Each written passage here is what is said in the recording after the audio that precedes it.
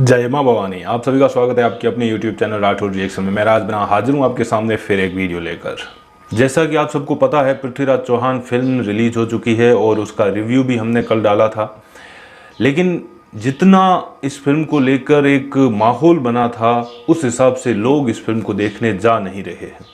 आज हम जिस टॉपिक के ऊपर बात करने वाले हैं वो है कि क्या रीजन हो सकते हैं कि लोग पृथ्वीराज चौहान फिल्म को नहीं देख रहे हैं, या फिर कई राजपूत लोग हैं जो पृथ्वीराज चौहान की इस फिल्म से नाराज भी है।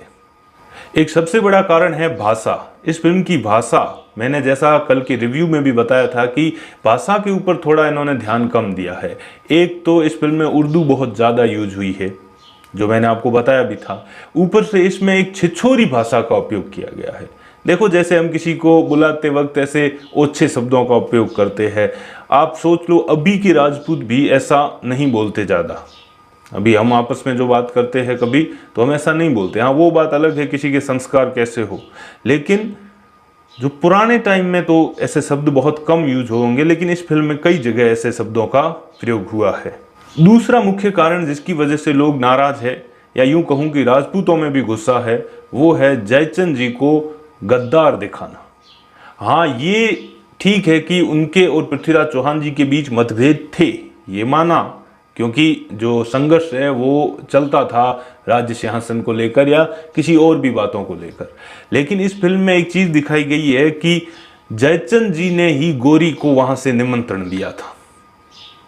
ये एक ऐसा मानो कि हिस्टोरिकल फैक्ट नहीं है, इसके ऊपर भी मतभेद है, क्योंकि कई बार ऐसा सिर्फ जनश्रुतियों में सुना गया है कि जयचंद ने उनको बुलाया था, और इसी वजह से ये कहावत भी फेमस हो गई कि जयचंदों या जयचंद। ये एक समझ लो कि जयचंद जी, हाँ, इतना मैं कह सकता हूँ कि विरोधाभास हुआ होगा उनका पृथ्वीराज चौहान जी के साथ, लेकिन इतना सब कुछ उन्होंने नहीं किया था। जिस प्रकार से पृथ्वीराज चौहान जी अपने सनातन धर्म को या हिंदू धर्म को मानने वाले थे, वैसे ही जयचंद जी भी अपने हिंदू धर्म को पूर्ण रूप से मानने वाले थे। अब ये क्यों उन्होंने बनाया, क्योंकि ऐसा कई बार मैंने भी सुना है, जनश्रुतियों में ऐसा हुआ था। और वैसे भी इन्होंने डिस्क्लेमर जो दिया था मूवी का, उसके आगे लिख भी दिया था कि ये फिल्म पृथ्वीराज रासो और जनश्रुतियों से लिया गया। जनश्रुतियाँ यानी आप समझ लो दंत कथाएं होती है ना। अब कई जगह लोग मानते हैं कि कई दंत कथाओं में ये कहते हैं कि पृथ्वीराज चौहान जी को हराने के लिए जयचंद ने गौरी को बुलाया था। अब ये जनश्रुतियां हैं, इसका फैक्ट कहीं लिखा हुआ नहीं है। दूसरा नंबर, कई लोग ये बोलते हैं कि पृथ्वीराज चौहान जी और जयचंद जी आपस में एक रिश्ता था उनका भाई का, जो कि ऐसा एक थोड़ा कहीं हिस्टोरिकल फैक्ट नहीं है, लेकिन सिर्फ जनश्रुतियों में या दंत कथाओं में है। वो भी इन्होंने इस फिल्म में दिखा दिया था, जो वो अपने नाना से बात करते हैं कि आप हमारे उस दोनों के नाना हो।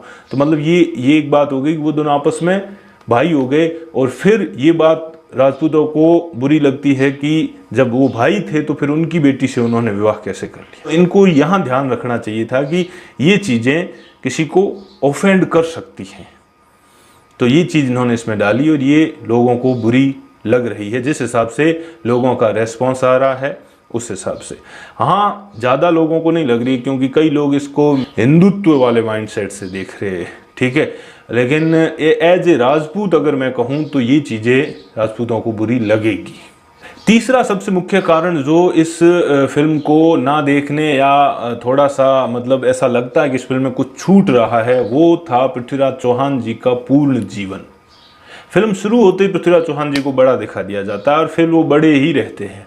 एक सीन आता है जिसमें उन्हें छोटा दिखाया जाता है, लेकिन हमें लगता है कि चलो अब अच्छा होगा, तो कुछ छोटे जीवन का भी उनका पहलू हमारे सामने आएगा, लेकिन वो सिर्फ कुछ सेकंड का सीन होता है। उसके बाद कोई छोटा सीन या उनका बचपन का कोई भी रूप हमें नहीं दिखाते हैं, क्योंकि उनका जो बचपन था वो बहुत ही इम्पोर्टेंट पार्ट था उनके जीवन का। उनके पिता सोमेश्वर जी, उनकी माता कर्पूरी देवी, जिन्होंने इन्हें इतना सक्षम बनाया था, इनको इतना ज्ञानी बनाया था, और फिर अपने पिता की मृत्यु के बाद 11 या 12 साल की उम्र में उन्हें राज सिंहासन पर बिठा दिया गया था। ये बहुत ही खूबसूरत चैप्टर था उनकी जीवन का, जो बचपन से शुरू होता है, वो इस फिल्म से मिस है। और ये भी कई लोगों को खटकता है, पर्सनली मुझे भी। तो ऐसी कुछ चीज़ें हैं जो इस फिल्म के अंदर होती तो शायद ये फिल्म कुछ और ही बनती। लेकिन ओवरऑल देखें तो फिल्म ठीक ठाक है और इसको एक बार देखा जा सकता है। कुछ लोगों को ये बात से शिकायत है कि इसमें पृथ्वीराज चौहान जी को आशिक बता दिया गया है योद्धा से ज़्यादा। हाँ, लेकिन एक बात कहूँ तो पृथ्वीराज चौहान जी के जीवन में इस लव स्टोरी का भी बहुत योगदान है। यूँ समझो कि उनका एक बहुत ही चैप्टर, जैसे मैंने कहा कि बचपन का एक गोल्डन चैप्टर था, वैसे ये भी एक चैप्टर था।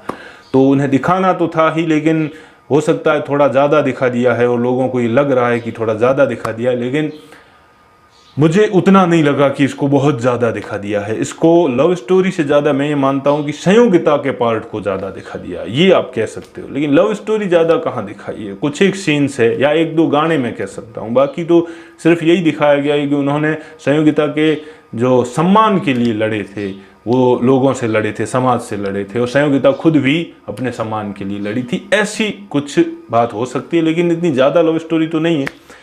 ये जो अभी कमियां मैंने बताई है, ये कमियां मैंने बताई है, वैसे उन तक ज़रूर पहुंचेगी और डायरेक्टर्स भी ये चीज़ें ध्यान रखेंगे और आगे से ऐसी गलतियां नहीं करेंगे। लेकिन अब ये सब चीज़ें जो मैंने अभी बताई गलतियां, ये गलतियां है एक्चुअल में, जो कि इनको ध्यान रखनी चाहिए थी।